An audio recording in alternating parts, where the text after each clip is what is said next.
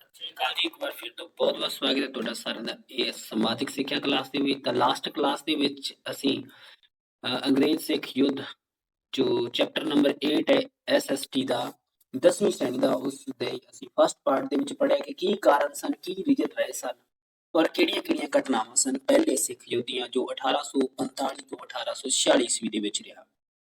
Last ਦੇ ਵਿੱਚ ਅਸੀਂ ਪੜ੍ਹ ਰਹੇ ਸੀ ਕਿ ਸਭਰਾਉਂ ਦੀ ਜਿੱਤ ਪਿੱਛੋਂ ਅੰਗਰੇਜ਼ ਸੈਨਾ ਨੇ ਸਤਲੁਜ ਪਾਰ ਕੀਤਾ। ਲਾਹੌਰ ਵੱਲ ਵੱਧ ਰਹੀ ਉਸ ਸੈਨਾ ਦਾ ਸਿੱਖਾਂ ਨੇ ਕੋਈ ਵਿਰੋਧ ਨਾ ਕੀਤਾ। ਅੰਗਰੇਜ਼ ਸੈਨਾ 20 ਫਰਵਰੀ 1846 ਈਸਵੀ ਨੂੰ ਲਾਹੌਰ ਪਹੁੰਚ ਜਾਂਦੀ ਹੈ। ਇਹ ਡੇਟ ਯਾਦ ਰੱਖਣੀ। ਉਸ ਤੋਂ ਪਹਿਲਾਂ ਚੈਨਲ ਨੂੰ ਸਬਸਕ੍ਰਾਈਬ ਜ਼ਰੂਰ ਕਰ ਲਓ ਔਰ ਜੋ ਫਸਟ ਇਸ ਲੈਸਨ ਦੀ ਟਰਮ ਦੀ ਵੀਡੀਓ ਇਸ ਦਾ ਤੁਹਾਨੂੰ ਲਿੰਕ ਹੈ ਜਿਹੜਾ ਕਮੈਂਟ ਬਾਕਸ ਔਰ ਡਿਸਕ੍ਰਿਪਸ਼ਨ ਦੇ ਵਿੱਚ ਮਿਲ ਜਾਏਗਾ, ਉੱਥੇ ਜਾ ਕੇ ਤੁਸੀਂ ਫਸਟ ਪਾਰਟ ਦੀ ਵੀਡੀਓ ਵੀ ਦੇਖ ਸਕਦੇ ਹੋ। ਠੀਕ ਹੈ, तो आज सेकंड पार्ट है इस ਲੈਸਨ ਦਾ। ਤਾਂ ਇਸ ਦੇ ਵਿੱਚ ਬਹੁਤ ਹੀ ਮਹੱਤਵਪੂਰਨ ਜਾਣਕਾਰੀ ਹੈ। ਇਸ ਦੇ ਵਿੱਚੋਂ ਹੀ ਤੁਹਾਨੂੰ ਕੁਐਸਚਨ ਆਏਗਾ ਇਸ ਲੈਸਨ ਦੇ ਨਾਲ ਸੰਬੰਧਿਤ ਲਾਹੌਰ ਦੀਆਂ ਸੰਧੀਆਂ। ਤਾਂ ਲਾਹੌਰ ਦੀਆਂ ਸੰਧੀਆਂ, ਸਭ ਤੋਂ ਪਹਿਲਾਂ ਸੰਧੀ ਹੈ ਕੀ? ਸੰਧੀ ਸ਼ਬਦ ਤੋਂ ਅਸੀਂ ਕੀ ਸਮਝਦੇ ਹਾਂ? ਸੰਧੀ ਸ਼ਬਦ ਤੋਂ ਤੁਸੀਂ ਕੀ ਸਮਝਦੇ ਹੋ? ਸੰਧੀ ਹੁੰਦਾ ਇੱਕ ਸਮਝੌਤਾ। ਠੀਕ ਹੈ ਜੀ, ਸੰਧੀ ਤੋਂ ਭਾਵ ਹੈ ਸਮਝੌਤਾ। ਸਮਝੌਤਾ, ਠੀਕ ਹੈ, ਸਮਝੌਤਾ ਜਾਂ ਅਸੀਂ ਇਸ ਨੂੰ ਸੁਲ੍ਹਾ ਵੀ ਕਹਿ ਸਕਦੇ ਹਾਂ। ਠੀਕ ਹੈ ਜੀ, ਸੁਲ੍ਹਾ ਜਿਹਨੂੰ ਅਸੀਂ ਐਗਰੀਮੈਂਟ ਵੀ ਬੋਲ ਦਿੰਦੇ ਹਾਂ ਕਿ ਹਾਂ ਜਦੋਂ ਦੋ ਲੋਕਾਂ ਧਿਰਾਂ ਦੇ ਵਿੱਚ ਕੋਈ ਲੜਾਈ ਹੋਈ ਤਾਂ ਉਸ ਦੇ ਵਿਚਕਾਰ ਕੀ ਹੈ, ਕੋਈ ਸਮਝੌਤਾ ਹੋਇਆ, ਸੰਧੀ, ਉਸ ਨੂੰ ਸੰਧੀ ਕਿਹਾ ਜਾਂਦਾ ਹੈ। ਤਾਂ ਲਾਹੌਰ ਦੀ ਸੰਧੀ 9 ਮਾਰਚ 1846 ਈਸਵੀ ਨੂੰ, ਬਹੁਤ ਹੀ ਮਹੱਤਵਪੂਰਨ ਹੈ ਇਹ ਡੇਟ। ਲਾਹੌਰ ਦੀ ਪਹਿਲੀ ਸੰਧੀ ਹੁੰਦੀ ਹੈ 9 ਮਾਰਚ 1846 ਈਸਵੀ ਨੂੰ। ਠੀਕ ਹੈ ਜੀ, ਐਂਗਲੋ ਸਿੱਖ ਯੁੱਧ ਤੋਂ ਬਾਅਦ ਗਵਰਨਰ ਜਨਰਲ ਲਾਰਡ ਹਾਰਡਿੰਗ ਨੇ ਲਾਹੌਰ ਸਰਕਾਰ ਨਾਲ ਸੰਧੀ ਕੀਤੀ। ਉਸ ਦੀਆਂ ਮੁੱਖ ਧਾਰਾਵਾਂ ਸਨ। ਤਾਂ ਸੰਧੀ ਦੀਆਂ ਜੋ ਮੁੱਖ ਧਾਰਾਵਾਂ ਸਨ, ਬੜੇ ਹੀ ਧਿਆਨ ਨਾਲ ਤੁਸੀਂ ਦੇਖਣੀਆਂ ਜਿਹੜੀਆਂ ਧਾਰਾਵਾਂ ਹਨ ਇਸ ਸੰਧੀ ਦੀਆਂ, ਔਰ ਇਸ ਤੋਂ ਸਪਸ਼ਟ ਹੋ ਜਾਏਗਾ ਕਿ ਕਿੰਨਾ ਕੁ ਜਿਹੜਾ ਅੰਗਰੇਜ਼ ਸਰਕਾਰ ਦਾ ਕਹਿ ਲਓ ਕਿ ਸਾਡੇ ਪੰਜਾਬ ਦੇ ਵਿੱਚ ਅਧਿਕਾਰ ਹੋ ਗਿਆ ਸੀ। ਤੋਂ ਫਸਟ ਆਫ ਆਲ ਬ੍ਰਿਟਿਸ਼ ਸਰਕਾਰ ਮਹਾਰਾਜਾ ਦਲੀਪ ਸਿੰਘ ਅਤੇ ਉਸਦੇ ਉੱਤਰਾਧਿਕਾਰੀਆਂ ਵਿਚਕਾਰ ਸਦਾ ਮਿੱਤਰਤਾ ਬਣੀ ਰਹੇ। ਪਹਿਲਾ ਸੀਗਾ ਕਿ ਬ੍ਰਿਟਿਸ਼ ਸਰਕਾਰ ਮਹਾਰਾਜਾ ਦਲੀਪ ਸਿੰਘ ਤੇ ਉਸਦੇ ਜੋ ਉੱਤਰਾਧਿਕਾਰੀ ਹੋਣਗੇ ਉਹਨਾਂ ਵਿੱਚ ਸਦਾ ਮਿੱਤਰਤਾ ਰਹੇਗੀ। ਸੈਕਿੰਡ ਨੰਬਰ, ਲਾਹੌਰ ਦੇ ਮਹਾਰਾਜੇ ਨੇ ਆਪਣੇ ਅਤੇ ਆਪਣੇ ਉੱਤਰਾਧਿਕਾਰੀਆਂ ਵੱਲੋਂ ਸਤਲੁਜ ਦਰਿਆ ਦੇ ਦੱਖਣ ਵਿੱਚ ਸਥਿਤ ਸਾਰੇ ਪ੍ਰਦੇਸ਼ਾਂ ਤੋਂ ਹਮੇਸ਼ਾ ਲਈ ਆਪਣਾ ਅਧਿਕਾਰ ਹਟਾ ਲੈਣਾ ਸਵੀਕਾਰ ਕਰ ਲਿਆ। ਤੋਂ ਲਾਹੌਰ ਦਾ ਜੋ ਮਹਾਰਾਜ ਸੀ ਉਸਨੇ, ਦਲੀਪ ਸਿੰਘ ਨੇ ਆਪਣੇ ਤੇ ਉੱਤਰਾਧਿਕਾਰੀਆਂ ਵੱਲੋਂ ਸਤਲੁਜ ਦੇ ਦੱਖਣ ਤੱਕ ਦੇ ਜਾਣੀ ਕਿ ਇਸ ਪਾਸੇ ਵੱਲ ਦੇ ਸਾਰੇ ਪ੍ਰਦੇਸ਼ਾਂ ਤੋਂ ਹਮੇਸ਼ਾ ਲਈ ਆਪਣਾ ਅਧਿਕਾਰ ਹਟਾ ਲਿਆ।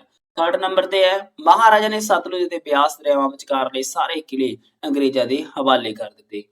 ਫੋਰਥ ਨੰਬਰ, ਅੰਗਰੇਜ਼ਾਂ ਦੇ ਜਿਹੜਾ ਯੁੱਧ ਸੀਗਾ ਉਸਦੇ ਹਰਜਾਨੇ ਵਜੋਂ ਲਾਹੌਰ ਸਰਕਾਰ ਤੋਂ 1.5 ਕਰੋੜ ਰੁਪਏ ਦੀ ਧਨ ਰਾਸ਼ੀ ਦੀ ਮੰਗ ਕੀਤੀ।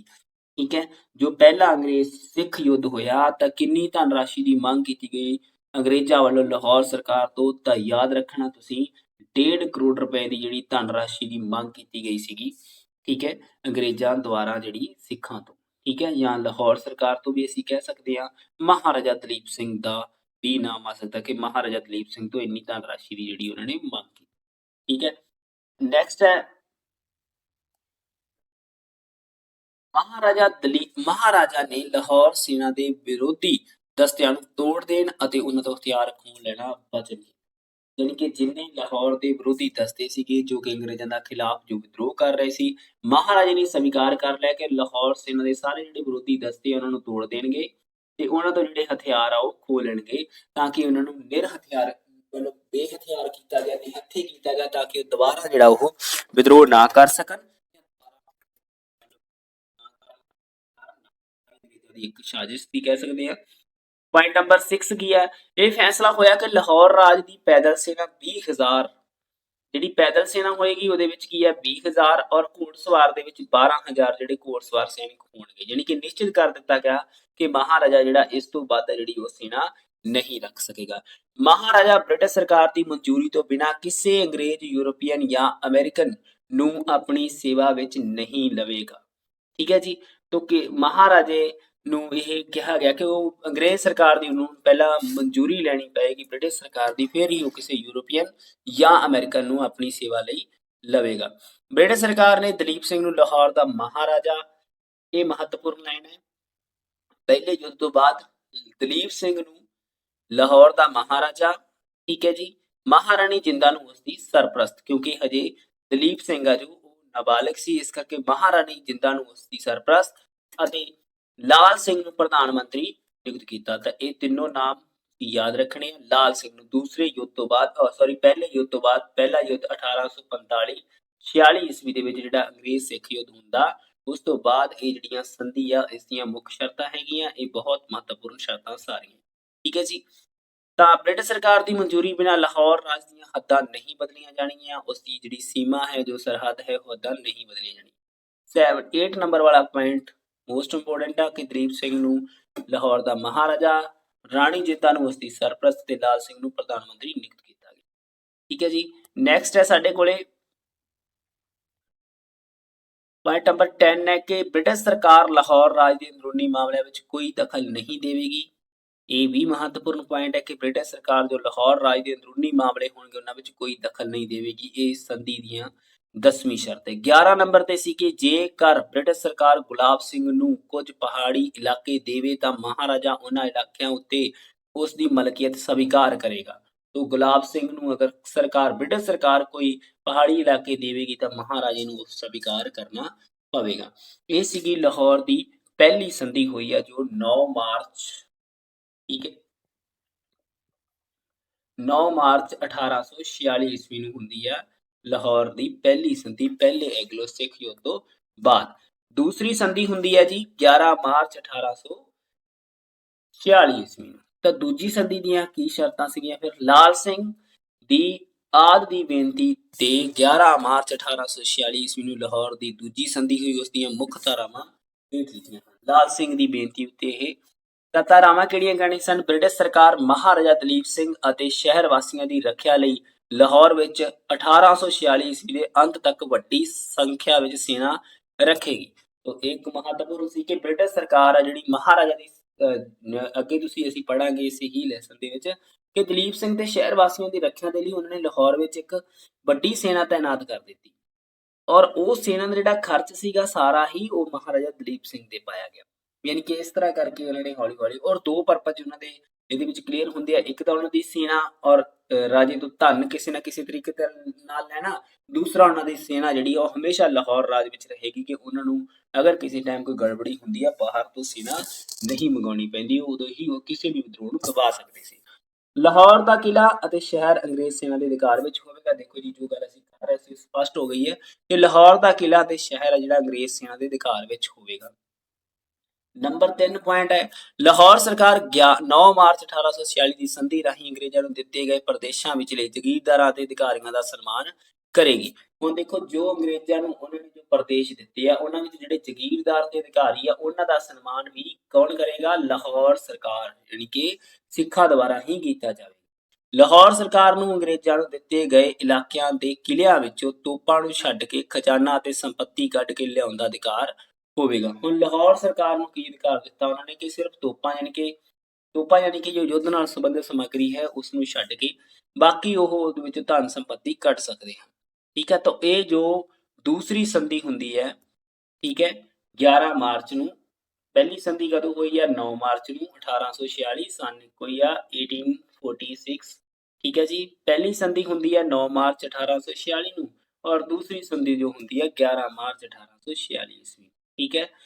तो लाहौर संधि की महत्ता ਇਹ क्वेश्चन ਅਸੀਂ ਹੁਣ ਲਾਹੌਰ ਸੰਧੀ ਪੜ੍ਹੀ ਹੈ ਤਾਂ ਮਹੱਤਤਾ ਨੈਚੁਰਲੀ ਅਸੀਂ ਆਪਣੇ ਕੋਲੋਂ ਵੀ ਲਿਖ ਸਕਦੇ ਹਾਂ। ਅਸੀਂ ਦੇਖਿਆ ਕਿ ਇਸ ਸੰਧੀ ਦੇ ਵਿੱਚ ਜ਼ਿਆਦਾਤਰ ਜਿਹੜਾ ਪੱਖ ਹੈਗਾ ਉਹ ਅੰਗਰੇਜ਼ਾਂ ਦਾ ਹੀ ਭਾਰੀ ਰਿਹਾ। ਠੀਕ ਹੈ। ਲਾਰਡ ਹਾਰਡਿੰਗ ਨੇ ਸਿੱਖਾਂ ਨੂੰ ਹਰਾ ਕੇ ਪੰਜਾਬ ਨੂੰ ਬ੍ਰਿਟਿਸ਼ ਸਾਮਰਾਜ ਵਿੱਚ ਸ਼ਾਮਲ ਨਾ ਕੀਤਾ ਪਰ ਲਾਹੌਰ ਸਰਕਾਰ ਨੂੰ ਕਮਜ਼ੋਰ ਜ਼ਰੂਰ ਕਰ ਦਿੱਤਾ। ਤੋਂ ਅਸੀਂ ਜੋ ਸੰਧੀ ਦੀਆਂ ਸ਼ਰਤਾਂ ਪੜ੍ਹੀਆਂ ਉਹਦੇ ਵਿੱਚ ਨੈਚੁਰਲੀ ਅਸੀਂ ਦੇਖਿਆ ਕਿ ਲਾਹੌਰ ਸਰਕਾਰ ਜਿਹੜੀ ਬਿਲਕੁਲ ਕਮਜ਼ੋਰ ਹੋ ਚੁੱਕੀ ਸੀ। ਅੰਗਰੇਜ਼ਾਂ ਨੇ ਲਾਹੌਰ ਰਾਜ ਦੇ ਸਤਲੁਜ ਦੇ ਦੱਖਣ ਵਿਚਲੇ ਇਲਾਕਿਆਂ ਉੱਤੇ ਕਬਜ਼ਾ ਕਰ ਲਿਆ। ਉਹਨਾਂ ਨੇ ਦੁਆਬਾ ਬਿਸ ਜਲੰਧਰ ਦਵਾ ਦੇ ਉਪਜਾਊ ਇਲਾਕਿਆਂ ਉੱਤੇ ਵੀ ਕਬਜ਼ਾ ਕਰ ਲਿਆ। ਕਸ਼ਮੀਰ, ਕਾਂਗੜਾ ਅਤੇ ਹਜ਼ਾਰਾ ਦੇ ਪਹਾੜੀ ਰਾਜ ਵੀ ਲਾਹੌਰ ਰਾਜ ਤੋਂ ਆਜ਼ਾਦ ਕਰ ਦਿੱਤੇ ਗਏ। ਇਹ ਵੀ ਜਿਹੜੇ ਸੀਗੇ ਉਸ ਤੋਂ ਆਜ਼ਾਦ ਕਰ ਦਿੱਤੇ ਗਏ। ਲਾਹੌਰ ਰਾਜ ਦੀ ਸੈਨਾ ਘਟਾ ਦਿੱਤੀ ਗਈ। ਲਾਹੌਰ ਰਾਜ ਤੋਂ ਬਹੁਤ ਵੱਡੀ ਧਨ ਰਾਸ਼ੀ ਵਸੂਲ ਕੀਤੀ ਗਈ। ਤਾਂ ਅਸੀਂ ਪੜ੍ਹਿਆ ਸੀ, ਅਗਰ ਤੁਹਾਨੂੰ ਕਿਸੇ ਨੂੰ ਯਾਦ ਹੋਵੇ ਤਾਂ 1.5 ਕਰੋੜ ਰੁਪਈਆ ਜਿਹੜੀ ਧਨ ਰਾਸ਼ੀ ਇਸ ਯੁੱਧ ਦੇ ਬਦਲੇ ਦੇ ਵਿੱਚ ਉਹਨਾਂ ਨੇ ਜਿਹੜੀ ਇਹ ਲਾਹੌਰ ਰਾਜ ਤੋਂ ਵਸੂਲ ਕੀਤੀ ਸੀ। ਠੀਕ ਹੈ। 1.5 ਕਰੋੜ ਰੁਪਈਆ ਜਿਹੜੀ ਧਨ ਰਾਸ਼ੀ ਆ ਉਹਨਾਂ ਨੇ ਉਹਨਾਂ ਤੋਂ ਵਸੂਲ ਕੀਤੀ ਸੀ। ਪੰਜਾਬ ਨੂੰ ਆਰਥਿਕ ਅਤੇ ਸੈਨਿਕ ਰੂਪ ਵਿੱਚ ਇੰਨਾ ਕਮਜ਼ੋਰ ਕਰ ਦਿੱਤਾ ਗਿਆ ਕਿ ਅੰਗਰੇਜ਼ ਜਦੋਂ ਵੀ ਚਾਹੁਣ ਉਸ ਉੱਤੇ ਕਬਜ਼ਾ ਕਰ ਸਕਦੇ। ਤਾਂ ਇਹ ਸੀਗੀ ਲਾਹੌਰ ਦੀ ਸੰਧੀ ਦੀ ਮਹੱਤਤਾ। ਭਾਵੇਂ ਉਹਨਾਂ ਨੇ ਮਿਲਾਇਆ ਨਹੀਂ ਸੀ, ਕਹਿ ਲਓ ਕਿ ਅੰਗਰੇਜ਼ੀ ਸਾਮਰਾਜ ਦੇ ਵਿੱਚ 1846 ਈਸਵੀ ਦੇ ਵਿੱਚ, ਠੀਕ ਹੈ, ਬਟ ਉਹਨਾਂ ਨੇ ਇੰਨਾ ਕੁ ਕਮਜ਼ੋਰ ਕਰ ਦਿੱਤਾ ਸੀਗਾ ਸਾਡੇ ਲਾਹੌਰ ਸਰਕਾਰ, ਕਿਉਂਕਿ ਲਾਹੌਰ ਸਰਕਾਰ ਸਿੱਖਾਂ ਦੀ ਸਰਕਾਰ ਸੀ ਉਸ ਸਮੇਂ, ਪੰਜਾਬ ਸਰਕਾਰ, ਠੀਕ ਹੈ, ਉਸ ਨੂੰ ਇੰਨਾ ਕੁ ਕਮਜ਼ੋਰ ਕਰ ਦਿੱਤਾ ਸੀ ਕਿ ਆਉਣ ਵਾਲੇ ਸਮੇਂ ਦੇ ਵਿੱਚ ਜਦੋਂ ਚਾਹਣ ਅੰਗਰੇਜ਼ ਆ ਜਿਹੜੇ ਉਸ ਨੂੰ ਆਪਣੇ ਅਧਿਕਾਰ ਵਿੱਚ ਲੈ ਸਕਦੇ ਸਨ। ਠੀਕ ਹੈ ਜੀ।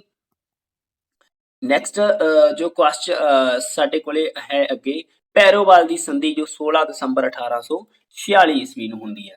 ਤਾਂ ਜਿਸ ਤਰ੍ਹਾਂ ਮੈਂ ਪਹਿਲਾਂ ਪਿਛਲੀ ਕਲਾਸ ਦੇ ਵਿੱਚ ਦੱਸਿਆ ਸੀ ਕਿ ਇਹਦੇ ਵਿੱਚ ਅਸੀਂ ਸੰਧੀਆਂ ਕਲੀਅਰ ਕਰਾਂਗੇ ਔਰ ਬੜੀਆਂ ਹੀ ਮਹੱਤਵਪੂਰਨ ਨੇ ਦੋਨੋਂ ਹੀ ਸੰਧੀਆਂ, ਲਾਹੌਰ ਦੀਆਂ ਦੋਨੋਂ ਸੰਧੀਆਂ ਔਰ ਭੈਰੋਵਾਲ ਦੀ ਸੰਧੀ 16 ਦਸੰਬਰ 1846 ਈਸਵੀ ਨੂੰ, ਇਹ ਅਸੀਂ ਯਾਦ ਰੱਖਣਾ। ਠੀਕ ਹੈ, ਪਹਿਲੀਆਂ ਦੋ ਅਸੀਂ ਤਰੀਕਾਂ ਦੇਖੋ, ਡੇਟ ਅਗਰ ਤੁਸੀਂ ਅੱਛੇ ਤਰੀਕੇ ਨਾਲ ਯਾਦ ਕਰੀ ਜਾਓਗੇ ਤਾਂ ਯਾਦ ਕਰਨ ਦੇ ਵਿੱਚ ਕੋਈ ਕਠਿਨਾਈ ਨਹੀਂ ਹੋਊਗੀ, ਐਸੀ ਉਹਨੂੰ ਇੱਕ ਸੀਰੀਅਲ ਵਾਈਜ਼ ਲਓਗੇ। ਤਾਂ ਪਹਿਲੀ ਸੰਧੀ ਅਸੀਂ ਪੜ੍ਹਿਆ ਸੀਗਾ 11 ਮਾਰਚ ਨੂੰ ਹੁੰਦੀ ਹੈ। ਠੀਕ ਹੈ ਜੀ, ਪਹਿਲੀ ਸੰਧੀ ਕਦੋਂ ਹੋਈ? 11 ਮਾਰਚ ਨੂੰ ਲਾਹੌਰ ਦੀ। ਦੂਸਰੀ ਪਹਿਲੀ ਸੰਧੀ ਹੋਈ ਹੈ ਜੀ 9 ਮਾਰਚ ਨੂੰ, ਦੂਜੀ ਸੰਧੀ ਹੋਈ ਹੈ 11 ਮਾਰਚ ਨੂੰ। ਤਾਂ ਹੁਣ ਮਾਰਚ ਅੱਗੇ ਜਿਹੜੀ ਸੰਧੀ ਹੁੰਦੀ ਆ ਉਹ ਹੁੰਦੀ ਆ 16 ਦਸੰਬਰ ਨੂੰ। ਠੀਕ ਹੈ, 16 ਦਸੰਬਰ 1846 ਈਸਵੀ ਕੋਈ ਸਨ ਹੈ। ਤਾਂ ਲਾਹੌਰ ਦੀ ਸੰਧੀ ਤੋਂ ਬਾਅਦ ਭੈਰੋਵਾਲ ਦੀ ਸੰਧੀ ਹੋਈ, ਉਸ ਦੇ ਹੇਠ ਲਿਖੇ ਕਾਰਨ ਸਨ। ਸਭ ਤੋਂ ਪਹਿਲਾਂ ਸੰਧੀ ਦੇ ਕਾਰਨ ਕੀ ਸੀ? ਕਿਉਂਕਿ ਪਹਿਲਾਂ ਸੰਧੀਆਂ ਹੋ ਚੁੱਕੀਆਂ ਸੀ ਦੋ, ਉਹਦੇ ਕੀ ਕਾਰਨ ਹੋ ਸਕਦੇ ਆ? ਕੋਈ ਵੀ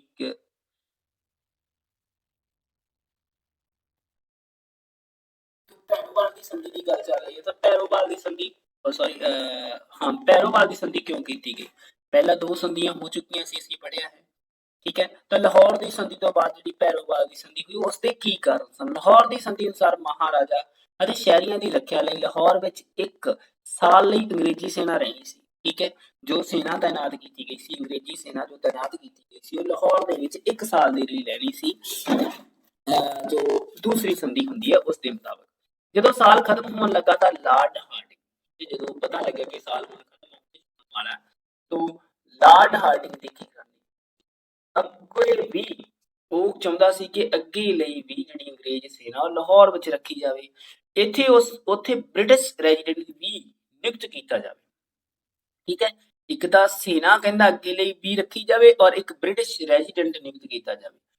ਤਾਂ ਮਹਾਰਾਣੀ ਜਿੰਦਾ ਇਹ ਗੱਲ ਨਹੀਂ ਚਾਹੁੰਦੀ ਸੀ, ਇਸ ਲਈ 15 ਦਸੰਬਰ ਨੂੰ, ਇਹ ਮਹੱਤਵਪੂਰਨ ਗੱਲ ਹੈ, ਨੋਟ ਕਰਿਓ ਤੁਸੀਂ, 15 ਦਸੰਬਰ 1846 ਈਸਵੀ ਨੂੰ ਲਾਹੌਰ ਦਰਬਾਰ ਦੇ ਮੰਤਰੀਆਂ ਦੇ ਸਰਦਾਰਾਂ ਦੀ ਇੱਕ ਵਿਸ਼ੇਸ਼ ਸਭਾ ਬੁਲਾਈ ਗਈ। 15 ਦਸੰਬਰ 1846 ਉਸ ਸਭਾ ਵਿੱਚ ਗਵਰਨਰ ਜਨਰਲ ਦੀਆਂ ਕੇਵਲ ਉਹਨਾਂ ਸ਼ਰਤਾਂ ਦਾ ਐਲਾਨ ਕੀਤਾ ਗਿਆ ਜਿਨ੍ਹਾਂ ਦੇ ਆਧਾਰ ਤੇ ਉਹ 1846 ਈਸਵੀ ਵਿੱਚੋਂ ਲਾਹੌਰ ਵਿੱਚ ਅੰਗਰੇਜ਼ੀ ਸੈਨਾ ਰੱਖਣ ਲਈ ਤਿਆਰ ਸਨ।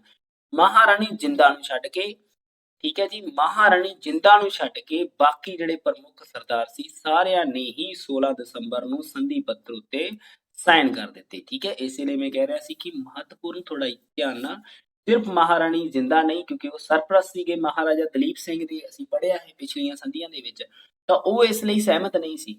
ਪਰ ਜੋ ਅੰਗਰੇਜ਼ ਸੀਗੇ ਉਹ ਚਾਹੁੰਦੇ ਸਨ ਕਿ ਹੋਰ ਸੈਨਾ ਅੱਗੇ ਲਈ ਵੀ ਰੱਖੀ ਜਾਵੇ ਔਰ ਇੱਕ ਬ੍ਰਿਟਿਸ਼ ਰੈਜ਼ੀਡੈਂਟ ਨਿਯੁਕਤ ਕੀਤਾ ਜਾਵੇ ਜਿਸ ਦੇ ਅਨੁਸਾਰ ਜਿਹੜਾ ਲਾਹੌਰ ਦਾ ਪ੍ਰਬੰਧ ਚਲਾਇਆ ਜਾਵੇ। ਠੀਕ ਹੈ, ਤਾਂ ਇਹ ਸੰਧੀ 16 ਦਸੰਬਰ ਨੂੰ ਪਾਰਿਤ ਹੁੰਦੀ ਹੈ। ਪਰ ਇਹਦੇ ਨਾਲ ਕੌਣ, ਤੁਹਾਨੂੰ ਕੁਐਸਚਨ ਪੁੱਛਿਆ ਜਾ ਸਕਦਾ, ਕੌਣ ਨਹੀਂ ਸਹਿਮਤ ਸੀਗਾ? ਜੋ ਭੈਰੋਵਾਲ ਦੀ ਸੰਧੀ ਹੁੰਦੀ ਹੈ 16 ਦਸੰਬਰ 1846 ਨੂੰ, ਤਾਂ ਮਹਾਰਾਣੀ ਜਿੰਦਾ, ਠੀਕ ਹੈ, ਮਹਾਰਾਣੀ ਜਿੰਦਾ ਨੂੰ ਛੱਡ ਕੇ ਬਾਕੀ ਸਾਰੇ ਇਹਦੇ ਨਾਲ ਉਹਨਾਂ ਨੇ ਇਹਦੇ ਉੱਪਰ ਸਾਈਨ ਕਰ ਦਿੱਤੇ ਸਨ। ਧਾਰਾਵਾਂ ਕੀ ਸੀਗੀਆਂ? ਹੁਣ ਇਹਦੀਆਂ ਮੁੱਖ ਸ਼ਰਤਾਂ ਕੀ ਸੀ? ਲਾਹੌਰ ਵਿਖੇ ਗਵਰਨਰ ਜਨਰਲ ਦੁਆਰਾ ਨਿਯੁਕਤ ਕੀਤਾ ਗਿਆ ਇੱਕ ਬ੍ਰਿਟਿਸ਼ ਰੈਜ਼ੀਡੈਂਟ ਰਹੇਗਾ। ਠੀਕ ਹੈ ਜੀ, ਤੋਂ ਲਾਹੌਰ ਦੇ ਵਿੱਚ ਗਵਰਨਰ ਜਨਰਲ ਦੁਆਰਾ ਇੱਕ ਨਿਯੁਕਤ ਕੀਤਾ ਹੋਇਆ ਬ੍ਰਿਟਿਸ਼ ਰੈਜ਼ੀਡੈਂਟ ਰਹੇਗਾ। ਮਹਾਰਾਜਾ ਦਲੀਪ ਸਿੰਘ ਦੇ ਨਾਬਾਲਗ ਕਾਲ ਵਿੱਚ ਰਾਜ ਦਾ ਸ਼ਾਸਨ ਪ੍ਰਬੰਧ 8 ਸਰਦਾਰਾਂ ਦੀ ਇੱਕ ਕੌਂਸਲ ਬਣਾਈ ਜਾਏਗੀ। ਠੀਕ ਹੈ, ਉਸ ਦੇ ਹੱਥ ਵਿੱਚ ਆਏਗਾ ਔਰ ਕੌਂਸਲ ਆਫ ਰੈਜ਼ੀਡੈਂਸੀ ਰਾਹੀਂ ਚਲਾਇਆ ਜਾਏਗਾ। ਉਹਨਾਂ ਸਰਦਾਰਾਂ ਦੇ ਨਾਂ ਸੰਧੀ ਵਿੱਚ ਦਿੱਤੇ ਗਏ ਸਨ। Council of residency British resident ਦੀ ਸਲਾਹ ਨਾਲ ਸ਼ਾਸਨ ਦਾ ਕੰਮ ਕਰੇਗੀ। ਹੁਣ ਦੇਖੋ, 8 ਸਰਦਾਰਾਂ ਦੀ ਇੱਕ ਕੌਂਸਲ ਆਫ ਰੈਜ਼ੀਡੈਂਸੀ ਤਾਂ ਬਣਾਈ ਜਾਏਗੀ, ਬਟ ਉਹ ਕੰਮ ਕਿਸ ਅਨੁਸਾਰ ਕਰੇਗੀ? ਜੋ ਬ੍ਰਿਟਿਸ਼ ਰੈਜ਼ੀਡੈਂਟ, ਜੋ ਬ੍ਰਿਟਿਸ਼ ਅਧਿਕਾਰੀ ਨਿਯੁਕਤ ਕੀਤਾ ਜਾਏਗਾ ਲਾਹੌਰ ਰਾਜ ਦੇ ਵਿੱਚ, ਉਸ ਅਨੁਸਾਰ ਉਹ ਕੰਮ ਕਰੇਗੀ। ਨੈਕਸਟ ਹੈ ਮਹਾਰਾਣੀ ਜਿੰਦਾ ਨੂੰ ਰਾਜ ਤੋਂ ਵੱਖ ਕਰ ਦਿੱਤਾ ਗਿਆ ਤੇ ਉਸ ਨੂੰ 1.5 ਲੱਖ ਰੁਪਏ ਜਿਹੜੀ ਉਸਦੀ ਜਿਹੜੀ ਆ ਪੈਨਸ਼ਨ ਉਹ ਨਿਸ਼ਚਿਤ ਕਰ ਦਿੱਤੀ ਗਈ ਮਹਾਰਾਣੀ ਜਿੰਦਾ ਦੀ।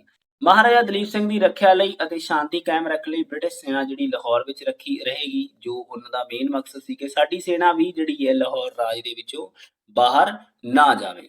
ਤਾਂ ਮਹਾਰਾਜਾ ਦਲੀਪ ਸਿੰਘ ਦੀ ਰੱਖਿਆ ਲਈ ਇਹ ਤਾਂ ਇੱਕ ਬਹਾਨਾ ਸੀ ਕਹਿ ਲਓ, ਔਰ ਬ੍ਰਿਟਿਸ਼ ਸੈਨਾ ਨੂੰ ਲਾਹੌਰ ਵਿੱਚ ਰੱਖਿਆ ਗਿਆ।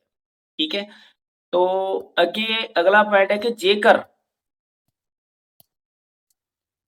ਜੇਕਰ ਗਵਰਨਰ ਜਨਰਲ ਜ਼ਰੂਰੀ ਸਮਝੇ ਤਾਂ ਉਸ ਦੇ ਹੁਕਮ ਨਾਲ ਬ੍ਰਿਟਿਸ਼ ਸੈਨਿਕ ਲਾਹੌਰ ਰਾਜ ਦੇ ਕਿਸੇ ਵੀ ਕਿਲੇ ਦਾ ਸੈਨਿਕ ਛਾਉਣੀ ਉੱਤੇ ਕਬਜ਼ਾ ਕਰ ਸਕਦੇ ਹਨ। ਠੀਕ ਹੈ ਜੀ। तो 7 ਨੰਬਰ ਹੈ ਕਿ ਬ੍ਰਿਟਿਸ਼ ਸੈਨਾ ਦੇ ਖਰਚ ਲਈ ਲਾਹੌਰ ਰਾਜ ਬ੍ਰਿਟਿਸ਼ ਸਰਕਾਰ ਨੂੰ 22 ਲੱਖ ਰੁਪਏ ਸਾਲਾਨਾ ਦੇਵੇਗੀ।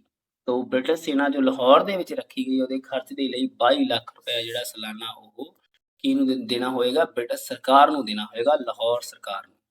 ਲਾਹੌਰ ਸਰਕਾਰ ਵੱਲੋਂ ਬ੍ਰਿਟਿਸ਼ ਸਰਕਾਰ ਨੂੰ। ਇਹ ਸੰਧੀ ਦੀਆਂ ਸ਼ਰਤਾਂ ਮਹਾਰਾਜਾ ਦਲੀਪ ਸਿੰਘ ਦੇ ਬਾਲਗ ਹੋਣ ਤੱਕ ਕਦੋਂ ਤੱਕ ਰਹਿਣਗੀਆਂ? 4 ਸਤੰਬਰ 1854 ਈਸਵੀ ਦੇ ਤੱਕ ਇਹ ਜਿਹੜੀਆਂ ਸੰਧੀ ਦੀਆਂ ਸ਼ਰਤਾਂ ਉਹ ਰਹਿਣਗੀਆਂ। ਠੀਕ ਹੈ ਜੀ। ਮਹਾਰਾਜਾ ਦਲੀਪ ਸਿੰਘ ਜਦ ਤੱਕ ਬਾਲਗ।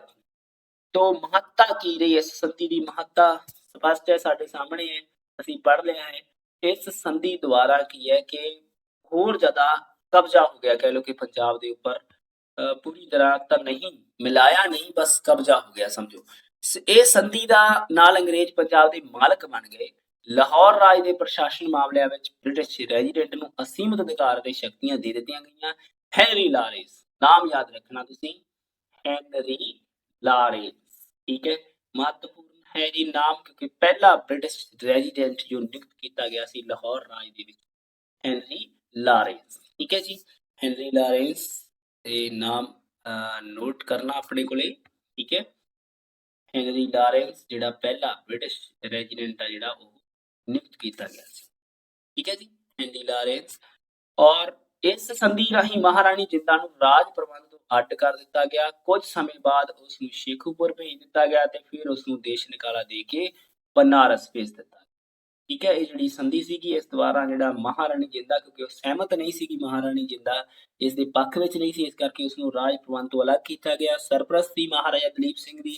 ਤਾਂ ਕੁਝ ਸਮੇਂ ਬਾਅਦ ਉਸ ਨੂੰ ਸ਼ੇਖੂਪੁਰ ਭੇਜਿਆ ਗਿਆ, ਬਾਅਦ ਵਿੱਚ ਉਸ ਨੂੰ ਦੇਸ਼ ਨਿਕਾਲਾ ਦੇ ਕੇ ਕੀ ਆ बनारस भेज दिता गया। तो ये कुछ महत्वपूर्ण जिहड़ियां संधियां असीं पढ़िया। भैरोवाल दी संधि सब तो पहला लाहौर दी जिहड़ी संधि हुंदी है, पहली संधि हुंदी है, असीं पढ़िया हैगा। पहली संधि कद हुंदी है? ठीक है जी, 9 मार्च नूं। दूसरी संधि हुंदी है 11 मार्च 1846 ईस्वी नूं। और जिहड़ी लाहौर भैरोवाल दी संधि हुंदी है वो हुंदी है 16 दसंबर 1846 ईस्वी नूं। तो फिलहाल अज दे लई इन्ना ही काफ़ी है। संधियां दी असीं क्लीयर कीती है और इहदे विचों ही क्वेश्चन आएगा। इसकी रिवीजन अच्छी तरह ले लेना, लाइट भी ले लेना, इसी विचों ही क्वेश्चन आएगा। लाहौर राज दी संधि दी महत्ता आ सकदा, उस दीयां धारावां दे विचों ही क्वेश्चन आएगा। मोस्ट इंपोर्टेंट पार्ट है, इस करके अज दी वीडियो दे विच इन्ना ही काफ़ी है। नैक्सट वीडियो आउण तक तुसीं इसदा अभ्यास करो, इसनूं लर्न करो, बार बार सुनो, समझो। ठीक है जी, तो अगे शेयर करो और इसी तरह ही बस चैनल ते बने रहो। तुहानूं सारे दे सारा सिलेबस तुहानूं इसी तरह ही कवर कराया जाएगा। PDFs भी भेज दित्तियां जाणगीਆਂ और डिस्क्रिप्शन और कमेंट बॉक्स ਦੇ ਵਿੱਚ ਤੁਹਾਨੂੰ ਇਸ ਦੀ ਪੁਰਾਣੀ ਜਿਹੜਾ ਲਿੰਕ ਹੈ ਉਹ ਵੀ ਸੈਂਡ ਕਰ ਦਿੱਤਾ ਜਾਏਗਾ। ਓਕੇ ਜੀ, ਬਹੁਤ ਬਹੁਤ ਧੰਨਵਾਦ ਤੁਹਾਡਾ ਸਾਰਿਆਂ ਦਾ। ਤੁਹਾਡੇ ਵੱਲੋਂ ਕੋਈ ਸੁਝਾਅ ਹੋਵੇ ਤਾਂ ਅਸੀਂ ਜੀ ਆਇਆਂ ਨੂੰ ਸਵਾਗਤ ਹੈ, ਮੋਸਟ ਵੈਲਕਮ ਹੈ, ਕਮੈਂਟ ਬਾਕਸ ਦੇ ਵਿੱਚ ਜ਼ਰੂਰ ਲਿਖਣਾ। ਧੰਨਵਾਦ ਜੀ।